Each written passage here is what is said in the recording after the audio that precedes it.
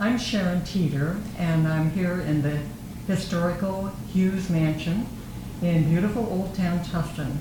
And this afternoon we're going to be visiting with Linda Jennings. She and her husband own the Hewes Mansion, and she has a lot of accomplishments in Tustin since she's lived here. So we're going to start our visit now, and I want to start by asking you, Linda, what inspired you and Steve to purchase the Hewes Mansion and move into Old Town Tustin? Well, we had lived in Lemon Heights for quite a long time, and we had a big house and a swimming pool and a big yard. And both of our kids went to college, left home. So we said, let's just buy a smaller house and move into Tustin. So I worked right down the street. So every day I passed this house, and one day there was a for sale sign there. So I called and said, okay, I have to see this house. The city where I grew up in Arkansas was full of old houses like this. Yeah. So we came in and just fell in love with it and ended up buying it. And that was in 1995. It was. And so in looking at the history of the house and all of the owners, it would seem as though you and Steve maybe are the longest time owners of this home. And what a privilege for you and Steve to be here. Okay, I want to ask you several questions and just let you talk about the answers then. Okay. You co-founded the Tustin Public Schools Foundation. Right. And so I'd like you to just talk a little bit about that. Tell me who the co-founder was with you, and then talk about the foundation. The co-founder was Nancy Cast, and who served on the school board at one time. She has passed away from cancer, but was a wonderful, wonderful woman. And the two of us had a great time doing this. The time was very difficult for the school district. The taxing situation had just changed, so everybody was paying more taxes, and it was very difficult. And so we felt like getting some community support and to do special things for the school district would be a good thing to do. And the school district didn't want us to be involved at all. So they didn't give us any help. They didn't let us use the district or any of the schools or anything. So we did it pretty much on our own. And we had about 15 of us on the board and worked really, really hard. And then when Dave Andrews became the superintendent, he was thrilled to have a foundation and included us in and really helped us a lot. That would be Dave. Yes. He had that personality. He did. And he would be He did. excited about something like that. That's right. He was a great guy. About what year did you start that? Do you recall? We started it in probably probably the early 1990s. Okay. And I retired finally in 1989. Okay. And we hired a new person at that time. But it's still going strong. Oh, it is. It's really going strong. The Dinosaur Dash is our biggest fundraiser. Everybody thinks the school district puts that on, but the foundation puts it on. Yes. Right. That's been a good fundraiser. It has been. Yeah. Okay, and then also you joined the Tustin Area Historical Society when you moved into town and became active. I did. I think you were on the board at one time. Right. And you chaired the promenade, as we called it then. I did. It's now the Home and Garden Tour. Right. Did you do the very first one? I did the first one that was a big deal. Okay. Because the board was fairly small at the time, and they did a small. And I had worked on two when I lived in Houston, Texas, that were huge, like Texas. And so I sort of brought a lot of that and said, look, we can do this and we can do that. And it was a big success. It really worked out well. Well, and it's continued to be a big success here in town. I was sorry they dropped the word promenade, but I guess Home and Garden Tour is more in keeping with what other cities do today. Yes, so yes. That's okay. You also founded the Tustin Preservation Conservancy, and I know you did that by yourself. You're the founder, so tell us about that. There were several of us. Not too long after I moved in, the city announced that it was going to tear down the Juice building. Mhm. And we were horrified at that because it was eligible for the National Trust. So we went to the city and said, don't tear that down. They had torn all the metal stuff down, which I wish they had Right, saved at the because back, that was really, at the back that end, was yeah. fun. And we said, save that facade and just build on it. And we brought in an engineer and said, you know, give us an evaluation of this. Can they do it? What the whole thing. And we took it back to the city. We talked to city council, and one of the staff members wanted to tear that building down and talked them into it, so they tore it down. And that was a sad day. It was. That Juice company was just a fixture. It was really sad to see that go. It was really And sad. so then, as a result of that, there were some who formed then the Right, Conservancy. right. About 5 of us said, you know, we're going to have to get a group together, and we're going to have to say to the city council, look, we live here, it's important to us to save this. And we started going to city council and talking to them and saying, don't do this and don't do that, and help us with this. And we've had moderate cooperation.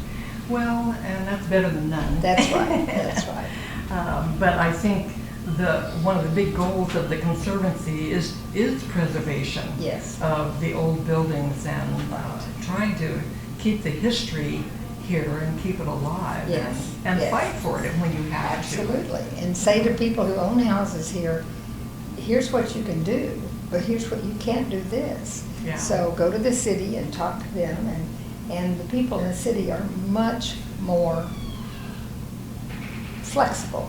You know, they're saying, yes, we know what you want to do, and that's a good idea, so just do it. So I said, okay. I think the city has become, even though most of the people that work there are by no means longtime Tufton residents, and we probably know more about the history Yes. of the city of Tufton than they do. Yes. But I think over time, they have become more open to, Yes. you know, recognizing that, yes, there are people who live in this community Yes. that know a whole lot of history, Yes. people that were born and raised here, and just know everything there is to know about Old Right. Town and can tell some of the most interesting stories. Yes. So, Well, you but know, I'm- for a while, the city is supposed to have, because we are a historic city, according to the Yes. state. Yes. They're supposed to have a committee that meets monthly and talks about the historic area.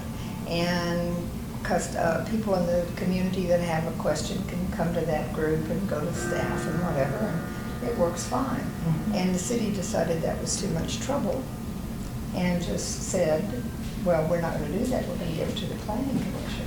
Well, the planning commission has a lot to do, and they really don't have time to do this, and they're not interested. well, it's not a high priority. No, it's for not. them. It's not. So, but there is someone of the city now who seems to have a better interest Yes. in Yes. Elaine, Yes. and I'm glad to see that Mhm. because she's communicating more openly with the Conservancy and with the Historical Right. Society. And if you call her, she's quite happy to look it up, find it. Oh, she's you know, whatever. great on the research, Yeah, she which is. is very, very helpful. Very important. It's So, nice to see that coming together a little bit yes, better than yes, it used to. So. Yes. Okay, I want to ask you about Tustin Woman of the Year. We've had Tustin Women of the Year and Men of the Year for a number of years now, and you've had the privilege of being Tustin Woman of the Year, I have. It's a great honor. and I think you have a plaque I do. in the courtyard over between the library That's and right. the community center. They're not very big, so you have to spend a lot of time looking, but they are there, which They is are very there, nice. yes, and so that's a nice thing that is there forever. Yes, You know, and yeah. so your name is always going to be there. That's right. That's right. That's nice. I remember when you did the walking tour with Huell Hauser Yes. for his California Gold series, I Right, guess it was right. called, and he does all these 30-minute Yes. walking tours with all kinds of running tours.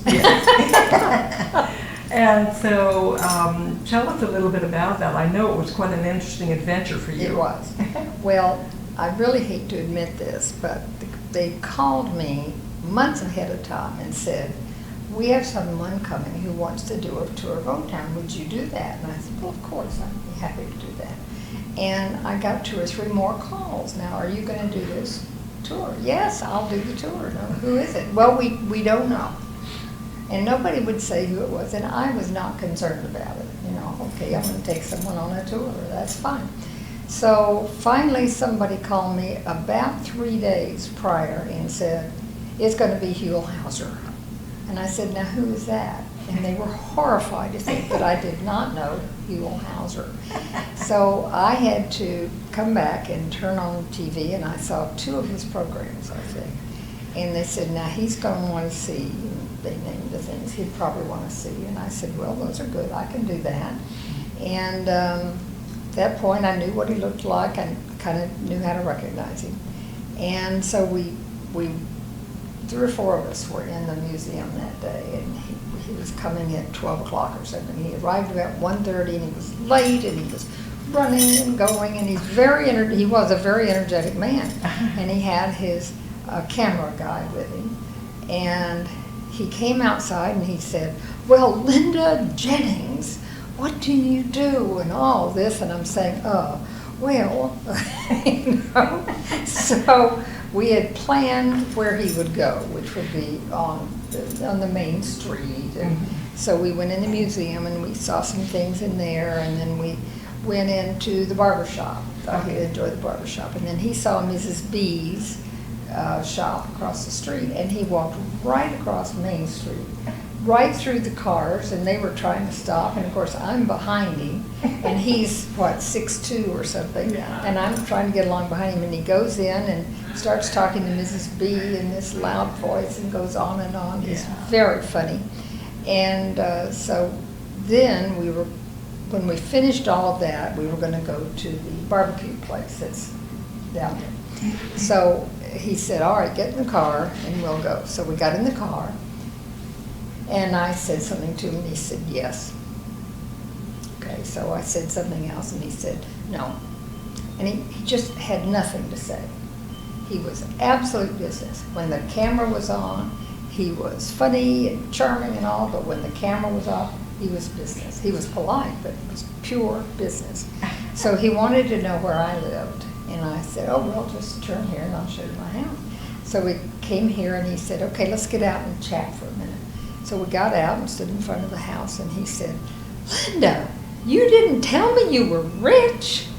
Well, you know, what could I say? Was that in the program? No, there was nothing in the program. That was edited. Yeah, nothing in the program.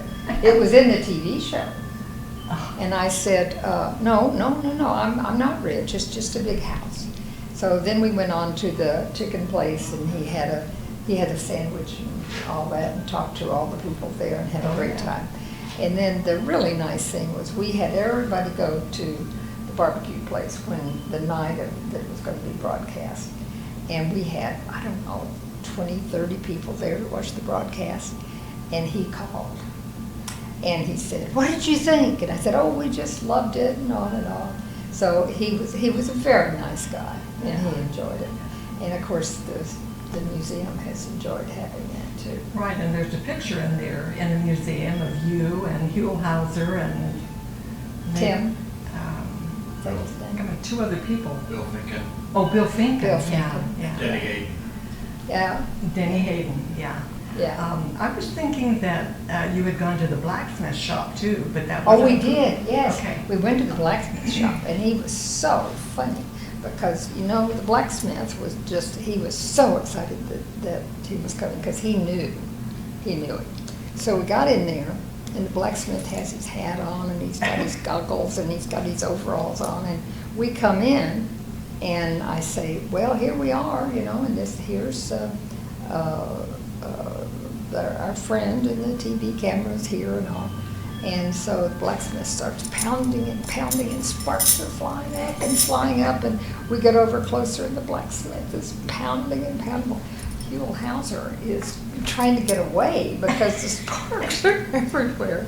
And so I said, well, why don't we stop for a minute and you can meet Hewes? Well, okay. And he was a very serious guy.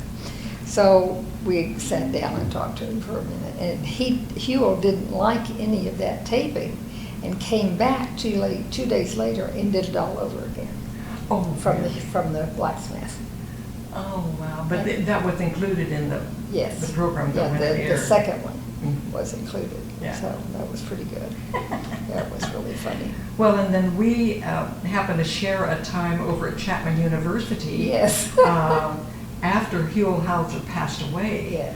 And they were kind of memorializing him That's right. over there. That's right. And you had a table with the things from the books. Conservancy, And the books. Bill and I had a table from the museum with books that we Right. sold. Right. But they had so many people that he had interviewed before, like Yeah. Pink's Hot Dogs. Pink's Hot Dogs, giving away hot dogs. And the lint lady. Yes. And the soap lady. And they all had booths there. Yes. With giving away little free things. And then they had a nice ceremony in the auditorium Right. there. Right. And now Chapman University has all of his programs, everything is archived there. Yes. At Chapman University. Yes. I haven't been there to see that. And you can but- get everything on your On their TV. website. Yeah. Yeah. Yeah, you can watch it. So, what a nice thing. I mean, I think that was a special time for Tustin. Oh, I do too. Because if you watch his program, I mean, he goes all over the state. Yeah. But I thought it was pretty special that he came to Old Town Tustin. Yes, I did too. And I don't know why. I don't know what he ever saw here, Well, but he saw something. Maybe somebody suggested it to him, or it could be that they happened to come through here on their way someplace else. Yes. Yeah. And it's something about it caught his eye. Yeah, he said he'd been driving on the 5 freeway for years, back and forth, up and down, and never knew there was any kind of historic area here. And somehow or another he heard about it and stopped. Well, that was a good day for It Tustin. was fun. It was really fun. Okay, I want to ask you about your book club, and I want you to tell me about the little lending library that you Yes. have in your little book house, or I don't know what you call it. It's a little library is what it's Okay. called. That's the Okay. official name. I saw that a couple of sisters, I think, had one in Lemon Heights or Cowan Heights. I can't Okay. remember which. And they had the one that you can buy from the little library Oh, people, like a which is- kit? Yes. Yeah. And they were talking about they put books in and people come and get it. And I said, that's the cutest thing I've ever seen. I have so many books. I'd like to have one. So we have a friend who's quite a good carpenter, and he was here doing something, and I asked him if he could make one. And I said, you know, I really need a 2-story one because of this house. Well, he made that really cute one out there and and I had to go to all the shops and find a door for it before he'd make it, because he wanted a window, but it had to be fairly big. So I found that in a shop and then gave that to him, and he built the whole thing and put that door on it. And you cannot imagine how many people stop at that. Kids. So adults. do people bring books to it, or Rarely. they borrow There's books? somebody, I believe, who is supplying me with books. Occasionally I see someone out there who has a cart, and I think, that woman is putting books in the library for me. Because I try to put a few kids' books and then a lot of paperbacks or whatever. And sometimes I go out there and there are like 5 books left. If somebody's just come in and they've come in. But it's really busy. Kids stop in there, parents with little kids, so it's fun. So is part of it that they're supposed to bring the books back, or it's just there for You've got them? me because they don't bring the books back. But that's okay. I don't need them back. As long as you have more to supply out there. Right. I mean, let's hope they're reading them. And Yes, they're I would doing guess that something. probably 75% of the books there are somebody else's, are not mine. Okay. And somebody left on my front porch the other day a fairly good-sized box it is full of Louis L'Amour paperbacks. Oh my. And I don't know who reads Louis L'Amour, but I've got them if you want them, so. Well, will you keep supplying the books, or is that little house not I'm going to be there have to forever? ask the new owners to do that, Okay. because I'm going to be in Fullerton. I don't think I'm. You're not going to come back over just to put books in the No. box? Well, I noticed that right away when you put it up, and I Yeah. thought, what a neat thing. Yeah. I love it out there. Yeah, it's really fun. I know how much you and Steve love this home. Yes. And you've done so much to take care of it and keep it historical. Yes, Inside and out. And I know it's a really big job. yes. And I would like you to share some special thoughts or feelings that you have about the house. What makes it so special to you? Well, I have always liked old houses. I was raised in a little town in Arkansas that was full of big old houses. And Steve, his family is all from Boston. So both of us, we had an older house prior to the one we had here. And so it just kind of appealed to us. And of course, Steve loved the full basement. Oh, He just thought that was wonderful. So it was good to get out of, a 25-minute drive up the hill to get to your house. Right. We've enjoyed being close into town. And it's just inspirational to both of us, and especially me. I'm obviously the one that wants to paint the walls blue and the living room red and all that. And so it's been fun. And I've hung up every picture I own, I think, and all kinds of stuff. And then when people started wanting to come in, I said, well, sure. So we started doing tours, and I've had so many kids who come in and say, can I come in and see your house? Bring them in and tell them about it. And so it's really kind of, it's a treat to have the public enjoy the house. Oh, yes. Well, and I know when the third grade classes come into the museum for their tour, Yes. and then they come out for the walking tour, and I know when you're home, you always go out and talk to them. Yeah, if I'm here. The funny thing is that there's the plaque out there that was awarded in the 60s maybe that says The one it's out at the curb. Yes, Yeah. it says it's a county home, not a county home, but it's a home for the county, distinguished home or something. And it says it has 14 rooms. And I can hear the kids, if I'm upstairs in my bedroom, I can hear the kids talking because they're always yelling. And they say, look at this, it's got 14 bedrooms. Always, they think that means it has 14 bedrooms. Oh, so my. frequently I go out and talk to them, and it's really fun. So. Well, there were, I know when Mr. Beswick Yes. owned the home, and he was the superintendent of Right. schools here Right. way back. And I don't know if he converted it or if it was already that way, but No, did it he have wasn't. 4 bedrooms upstairs? He had, there were either 2 bedrooms upstairs or just 2 big rooms, and they used what we use for an office as a bedroom, but we don't know. Mrs. Hewes died after just 4 years. She had a maid, so we don't know where everybody slept and what was a bedroom.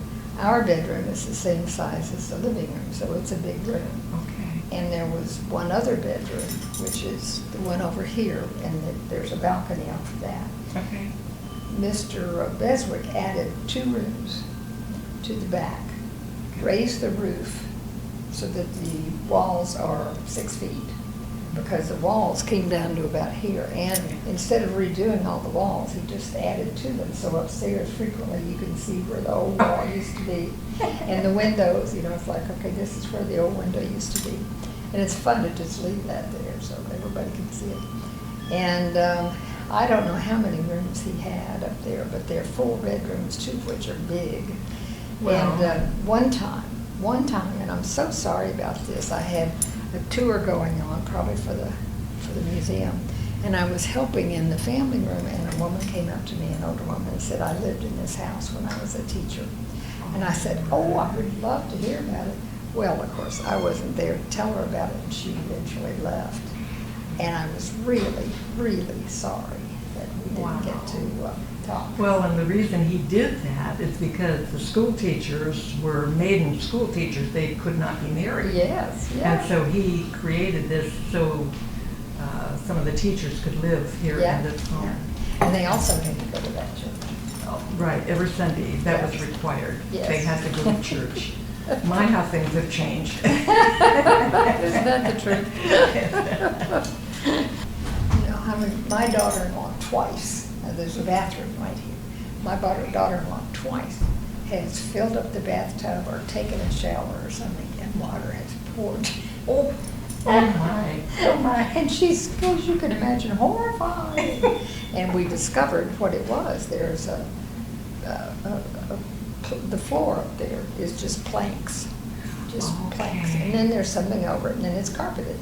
Well, if you take the carpet up, which is pretty easy, and then take the planks off and the pieces off, there's all the plumbing right there in front of you. And so Really? we've had, just took that off, and they fixed the plumbing and put it all back on, and it's ready to go.